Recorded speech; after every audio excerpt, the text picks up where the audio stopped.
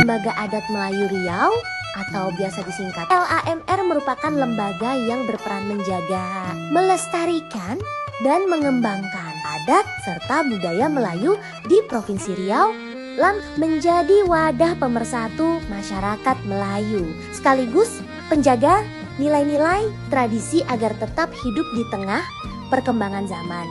Bidang agama AMRA menjunjung tinggi nilai agama Islam sebagai dasar kehidupan masyarakat Melayu. Dalam budaya Melayu dikenal pepatah adat bersendi syarak. Syarak bersendi kitabullah yang berarti adat istiadat Melayu berlandaskan ajaran Islam. Karena itu LAMR aktif mendukung kegiatan keagamaan, menjaga akhlak masyarakat, serta menanamkan nilai sopan santun, toleransi, dan moral dalam kehidupan sehari-hari.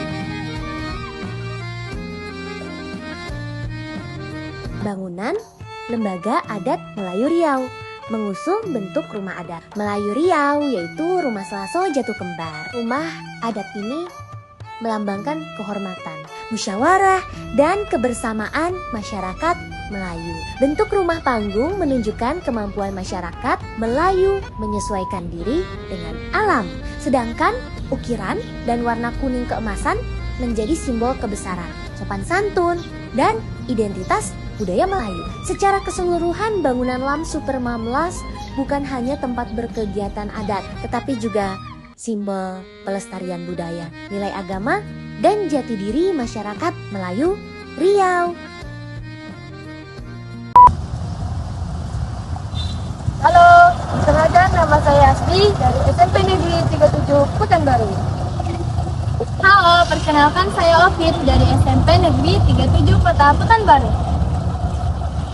Halo semuanya, perkenalkan nama saya Naila dari SMP Negeri 37 Kota Pekanbaru. Jadi teman-teman, di video kali ini kami akan memberi atau menampilkan atau memperlihatkan cerita panjang mengenai Museum Lembaga Adat Melayu Riau nih teman-teman. Semoga video ini bisa membagi informasi penting atau bermanfaat dan menambah wawasan kalian juga ya teman-teman. Stay tune ya semua, bye-bye!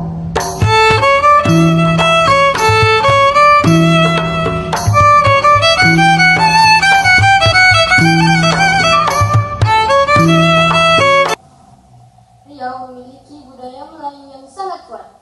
Identitas utamanya adalah nilai adat, sopan santun, dan kebersamaan. Nah teman-teman, setiap bulan ada event kebudayaan seperti festival seni, pameran budaya, dan kegiatan adat yang lainnya. Hal ini membuat budaya Melayu tetap hidup dan dikenal luas. Nah, mari yuk kita lihat yang lainnya.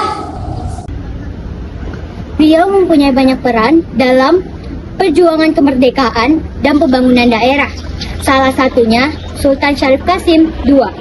Karena menyumbang harta kekayaannya sekitar 13 juta gulden untuk membantu pemerintahan awal Indonesia. Selain beliau, masih banyak lagi pejuang lainnya yang memberi kontribusi besar melalui pejuang fisik, pendidikan, kedakwaan, organisasi, dan pengabdian kepada masyarakat. Oleh karena itu, semangat pejuang di Riau merupakan warisan dari putra-putri daerah yang berjuang untuk bangsa dan daerahnya. Nah, teman-teman tahu nggak? Kerukunan antar umat beragam yang ada di Riau tergolong baik dan harmonis loh teman-teman. Nah, provinsi ini juga disebut sebagai salah satu daerah yang memiliki tingkat kerukunan beragama yang tinggi di Indonesia. Dan kehidupan masyarakatnya cenderung aman dan saling menghargai. Sehingga posisi ini menunjukkan bahwa masyarakat Riau memiliki sifat toleransi yang sangat kuat. Di bidang pendidikan, LAMR berupaya mengenalkan budaya Melayu kepada generasi muda melalui kegiatan seminar, pelatihan, lomba budaya, hingga kerjasama dengan sekolah dan perguruan tinggi. LAMR juga mendorong pelestarian bahasa Melayu, sastra, pantun, gurindam, dan nilai-nilai kearifan lokal agar tidak hilang ditelan modernisasi.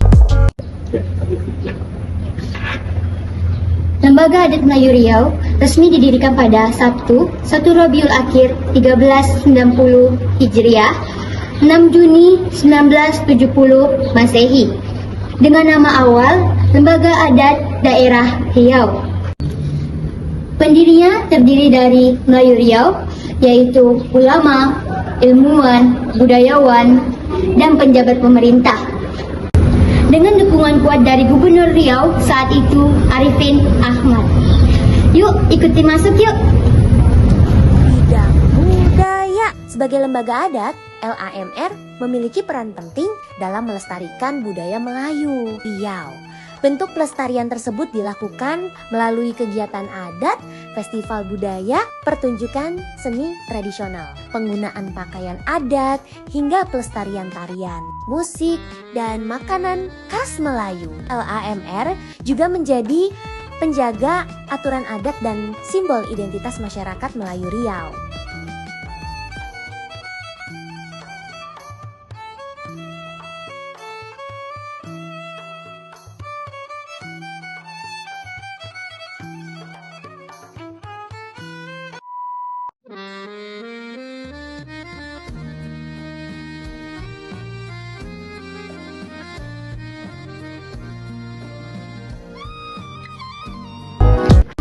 Memelihara, mengembangkan, dan melestarikan budaya Melayu Riau agar tidak terkikis zaman.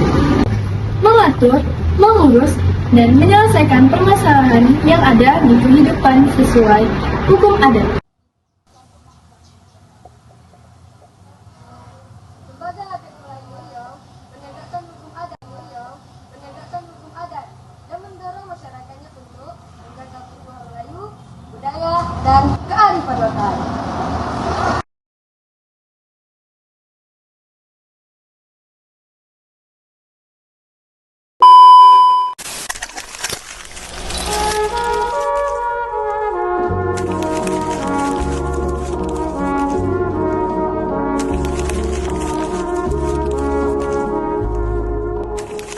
Assalamualaikum warahmatullahi wabarakatuh. Perkenalkan Bapak, kami dari Kuliah dari SMP Negeri 3 Kota Baru untuk mewawancari seputar pengetahuan tentang budaya Melayu Riau, khususnya di bagian tengah Riau, Pak, atau dikenal sebagai Lembaga Adat Melayu Riau di Provinsi Riau, Pak. Sebelum itu, kita perkenal dulu, Pak. Perkenalkan, nama saya Naila dan teman saya. Perkenalkan, nama saya Hasbi dan nama saya Ovi.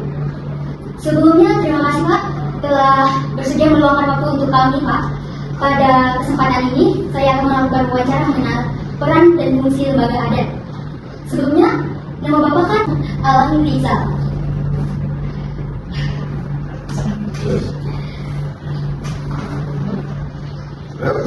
Saya akan melakukan wawancara mengenai peran dan fungsi lembaga adat Melayu Riau, Pak, dalam melestarikan adat dan budaya Melayu di tengah masyarakat. Izin Pak, kalau boleh tahu, apa saja nilai-nilai adat Melayu Riau yang dijaga oleh Lam Riau? Karena salah satu tujuan Lam Riau memelihara dan mengembangkan budaya Melayu. Dan boleh Pak, silakan jawab. Kalau kita bicara soal nilai, nah intinya adat itu mendidik orang supaya hidup secara teratur, dan adat itu sendiri mengajarkan orang supaya beradat. Untuk mencapai titik itu, nilai-nilai budaya itu ada nilai pendidikan, nilai agama, dan segala macam itu. Dan pada akhirnya itulah yang dikatakan dengan kebudayaan sendiri. Soalnya kalau kita kupas satu persatu nilai pendidikan apa saja, nilai agama apa saja isinya, nilai-nilai tentang pengetahuan alam, tentang pengetahuan teknologi tradisional, itu kan memakan waktu yang sangat panjang. Nah, sekarang intinya saja bahwa adat itu sendiri memberikan keteraturan kepada masyarakat adat itu sendiri, sehingga masyarakatnya hidup teratur dan beradat. Jadi intinya sehingga kita tahu, kenal dengan diri kita sebagai anak harus menghormati yang tua, menghargai yang sebaya, dan menyayangi yang bawah kita umumnya, yang kecil. Nah, intinya di sini. Kalau saya boleh tanya lagi, Pak, bagaimana peran Riau dalam menjaga bahasa Melayu?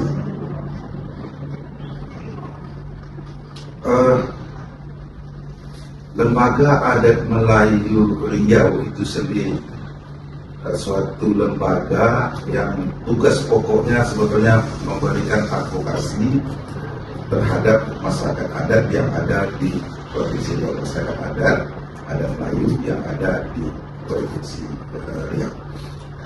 Nah, dia tidak punya peranan bagaimana untuk menjaga bahasa Melayu itu sendiri secara langsung ya. Tetapi dalam program-program kita bahwa bahasa Melayu itu kan digunakan sebagai bahasa untuk acara-acara adat dan komunikasi di kampung-kampung. Kalau kita ingin melihat bagaimana adat dan budaya Melayu itu sendiri, jangan lihat di kota besar. Sebab di kota besar ini itu sudah ada percampuran. Banyak suku bangsa yang ada di kota Tunggal.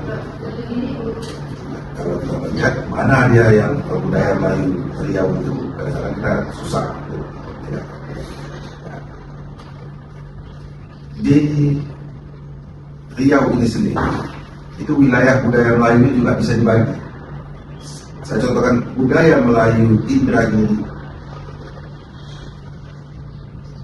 berbeda, sedikit banyaknya berbeda dengan budaya Melayu Kampat, berbeda dengan budaya Melayu Siak, berbeda dengan budaya Melayu Rokan, berbeda dengan budaya Melayu Pengalawan. Masing-masing budaya Melayu yang saya sebutkan tadi, mereka punya tata cara aturan tersendiri dalam adat istiadatnya. Jadi dia tidak seragam. Jadi, boleh kita katakan setiap wilayah budaya yang ada di Provinsi Riau ini khususnya, dia itu punya keragaman antara, boleh kita, kalau kita mau bagi dua, ada budaya Melayu pesisir dan ada budaya Melayu daratan. Ini sebenarnya berat untuk adik-adik. Guru-gurunya belum tentu berat. Nah, apa peran LAM untuk menjaga budaya bahasa Melayu? Nah, kita mendorong masyarakat adat yang disebutkan tadi di dalam berbagai kegiatan adat, kegiatan budaya, menggunakan bahasa Melayu lokalnya. Makanya orang selalu bingung, kalau kita menggunakan bahasa Melayu mana? Itu seperti banyak ya Pak, dari setiap daerah itu berbeda-beda, setiap kampung itu berbeda-beda. Nah, itu dia. Tetapi orang Bangkinang, contoh ya, orang Bangkinang berbahasa Bangkinang, berbahasa Kampar itu akan dipahami oleh orang Siak. Nah, orang Siak menggunakan bahasa Melayu Siak itu akan dipahami oleh orang Rokan. Nah, begitu juga sebaliknya. Nah, orang mengatakan kalau begitu tidak bisa disatukan, memang tidak. Emangnya untuk berkelahi, bersatu kita teguh, bercerai kita utuh. Budaya itu kaya karena keragamannya. Dan itulah identitas. Kalau saya menggunakan bahasa Bangkinang, orang bilang, oh ini orang Bangkinang ya. Walaupun saya bukan orang Bangkinang. Baik Pak, kalau boleh bertanya sekali lagi. Jangan sekali lagi, itu ada kunci pertanyaan. Maksudnya masih selanjutnya masih materi yang sama. Apa saja nih Pak kegiatan yang dilakukan dalam Riau untuk masyarakat? Kita ada acara atau?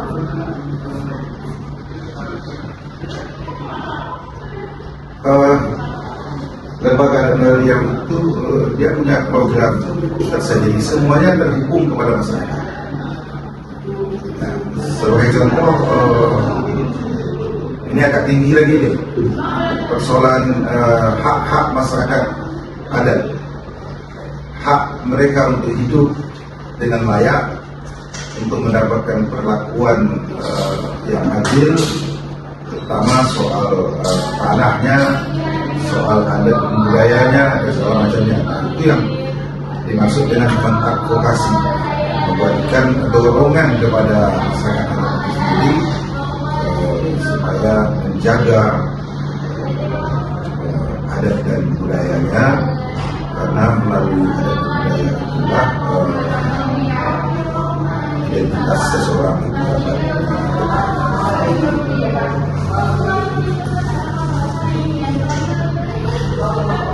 ya.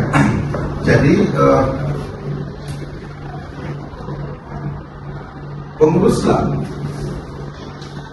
belum tentu dia lebih hebat daripada masyarakat adat yang ada di kampung-kampung. Makanya Islam tidak mungkin mengajarkan mereka soal adat. Mereka itu lebih paham daripada orang yang ada yang mengurus lembaga adat Melayu Provinsi Riau. Makanya istilahnya mengadvokasi, kita mendorong mereka untuk menghargai dan menjaga warisan yang diturunkan dari nenek moyang mereka, sepanjang hal itu masih punya relevansi dengan kehidupan masa kini. So tradisi itu tidak mungkin dia akan tetap ada kalau pemilik tradisi itu sendiri tidak lagi menganggapnya penting. Maka tradisi itu juga akan mati. Tapi selagi masyarakatnya, pemiliknya itu menganggap tradisi itu penting, maka tradisi akan tetap. Jadi kegiatan-kegiatan apa mau ada? Saya langsung mungkin ada ke pertanyaan yang lain. Kegiatan langsung yang dilakukan tadi sudah dikatakan bahwa membela hak-hak masyarakat adat. Ada sengketa-sengketa, kita masuk memberikan advokasi. Nah, kalau yang secara langsung kita juga masuk ke sekolah-sekolah, sepanjang sekolah itu membutuhkan kita. Jadi kita datang, kita memberikan materi. Yang kedua, LAM Provinsi Riau juga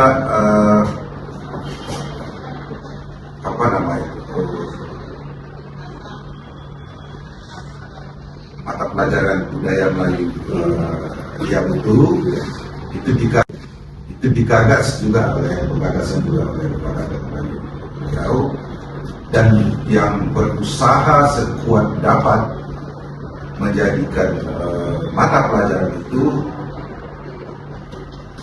masuk dalam dapodik ya, itu juga diperjuangkan sehingga guru-guru yang mengajar mata pelajaran lainnya itu mudah-mudahan sudah diakui dan bisa disertifikasi sesuai dengan mata pelajaran yang lainnya. Terus kita juga dalam ini ada pertemuan-pertemuan dengan pelajar dalam suatu kegiatan, umpamanya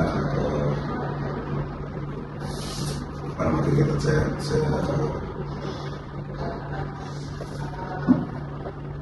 dulu itu kemah belia adat, mereka kemah, kemudian diberikan soal adat budaya kepada anak-anak didik.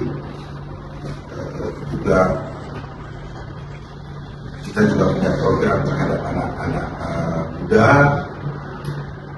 dan karena keterbatasan kita juga ini tidak bisa dihimpun secara keseluruhan yang minat di Provinsi Riau, mungkin makanya kita suatu saat kita di Siak, suatu saat kita di Dumai, melakukan kegiatan seperti itu. Itu dalam hal apa yang kita lakukan untuk masyarakat. Tapi kadang-kadang kegiatan lembaga adat Melayu Riau itu lebih banyak yang tidak terprogram. Tiba-tiba kita diminta untuk sesuatu dan lain hal yang tidak kita programkan. Umpamanya orang datang ke sini membawa dengan berbagai macam masalah, suka atau tidak, lembaga adat Melayu Riau akan menampung dan melakukan yang terbaik untuk menyelesaikan berbagai persoalan yang dibawa oleh masyarakat itu ke lembaga adat Melayu Riau. Itu ada lagi. Kata Bapak kan tadi ada program khusus untuk anak muda agar mencintai budaya lokal. Boleh nggak Pak kasih kami salah satu programnya? Tadi itu saya bilang ke ada kegiatan pertemuan-pertemuan kita kumpulkan ya. Nah, tapi kita kan lembaga adat Melayu Riau ini ada tingkat kabupaten, ada tingkat kecamatan. Dalam Provinsi Riau bekerjasama dengan kabupaten. Perwakilan OKP, organisasi kepemudaan dan segala macam. Nah, nanti dihimpun di situ ada kegiatan diskusi dan segala macam, kita hadir di situ. Tetapi kalau soal praktek adat, itu orang-orang yang ada di kampung itu lebih paham daripada kita. Soal mereka itu pelakunya langsung, mereka itu yang datuk-datuk, mereka itu yang menjaga anak, menjaga keponakannya. Itu dia. Kalau begitu, selanjutnya, bagaimana peran UAM dalam menyelesaikan konflik adat?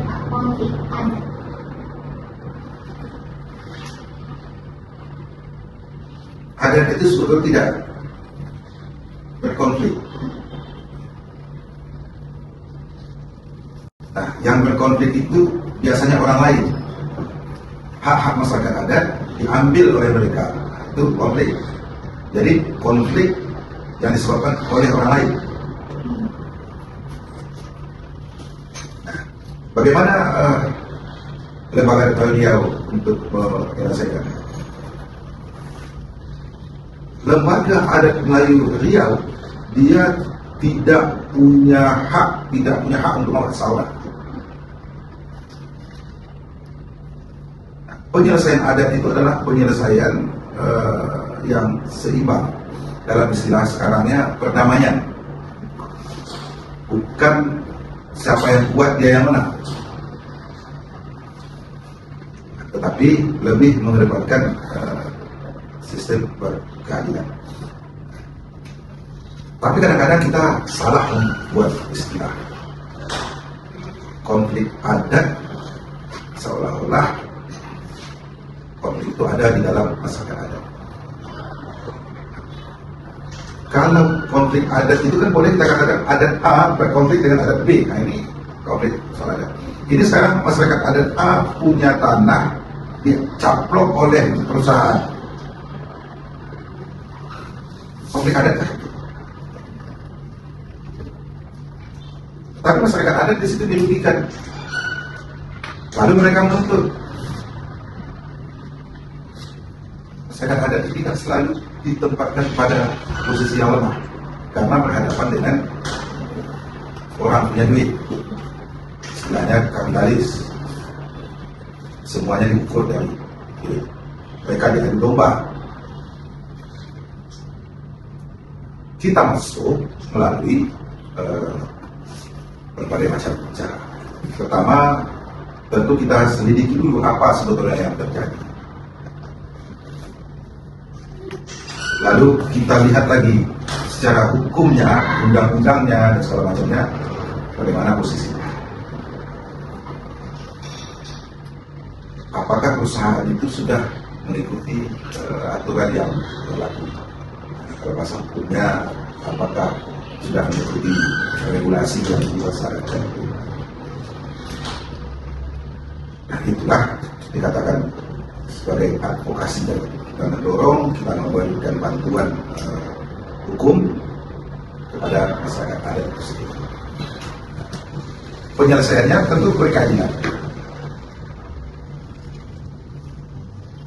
Sepanjang itu bisa dilakukan. Kalau tak bisa dilakukan, ya kita mau apa, kita tidak punya hak untuk memaksa. Cuma kita mendorong berbagai pihak, aparat penegak hukum umpamanya juga harus melihat situasi dan kondisinya, mengikuti aturan yang ditetapkan. Jadi sekali lagi, jadi lembaga adat ini dia tidak punya anak-anakan sebenarnya. Yang punya anak-anakan itu datuk yang memegang suku di kampung-kampung, yang hidup bersuku-suku di sana, itu yang punya masyarakat. Tetapi lembaga adat ini dibentuk oleh berbagai komponen masyarakat adat dan juga bekas-bekas kerajaan masa lalu. Dibentuklah lembaga adat ini, sehingga keberadaan lembaga adat itu diakui oleh masyarakat yang ada di ceruk-ceruk kebudayaan Melayu di provinsi karena sudah pendahulu mereka yang mendirikan lembaga adat Melayu. Apalagi apakah pendalam untuk mengenal budaya Melayu Riau pada pelajar atau seperti apa upaya dalam untuk mengenal kepada pelajar gitu Pak? Nah itu dia PMR itu pelajaran budaya Melayu Riau itu Itu yang membuat pelajar mengenal budaya Riau. salah satunya. Tapi yang lebih terpenting lagi adalah keluarganya. Jadi keluarganya membantu mengenal kita ke dalam budaya. Haruslah. Masa adik-adik bagaimana sikap sopan santun di luar, di sekolah semuanya. Berarti Tentu faktor keluarga juga penting kan. Akan kena sendiri kan. Apa lagi? Itu salah satu ya. Tadi kan tadi bilang ada kemah belia. Belia itu kan anak muda, ya kan. Sekarang ada lagi namanya apa dia?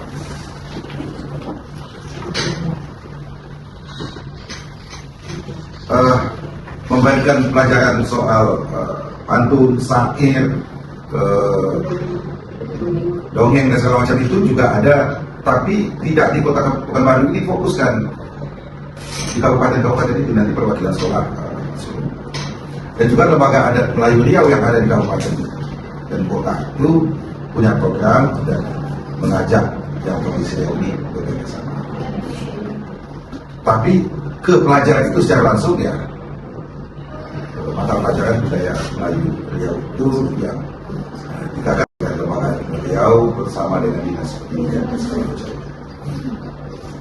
Ya, pada yang terakhir Pak, harapan Lam Riau untuk kedepannya apa tuh Pak? tentang apa?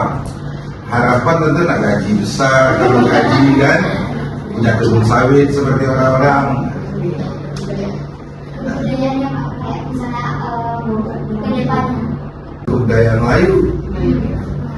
Melayu Riau, Melayu yang ada di provinsi Riau.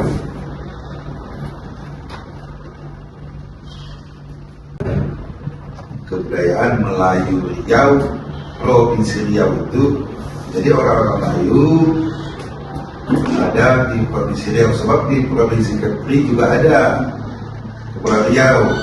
Betawi itu juga Melayu, tapi dia ada di Pulau Jawa kan. Apalagi di Sumatera Selatan itu juga Melayu, tapi dia bukan provinsi Riau. Delhi, dia ada di Sumatera Utara. Maka lembaga adat Melayu Riau ini disebut provinsi Riau, Melayu yang ada di provinsi Riau. Nah, apa harapan? Harapan kita, pertama Riau ini penduduknya kan bukan hanya orang Melayu, berbagai macam bangsa ada di provinsi Riau.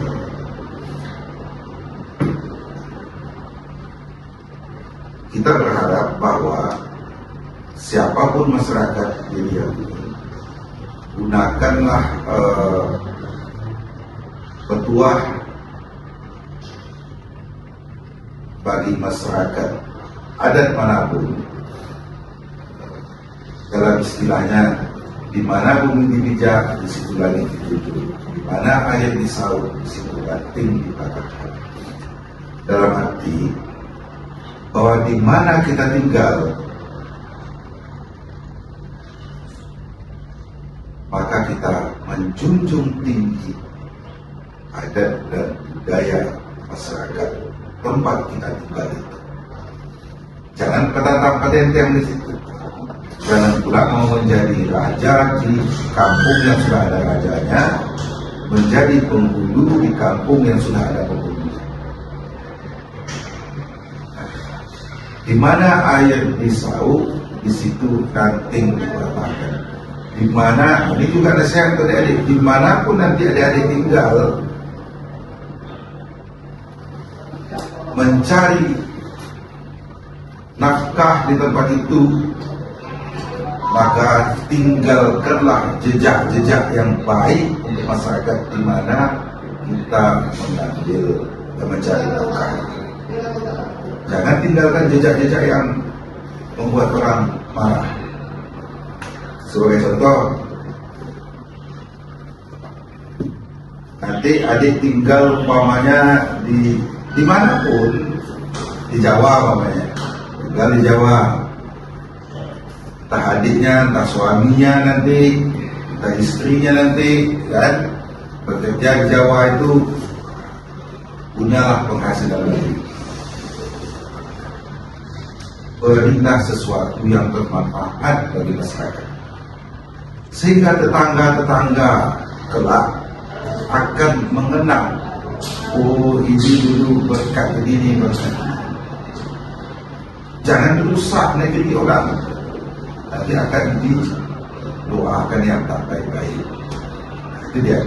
Di mana bumi dipijak, di situ langit dituju.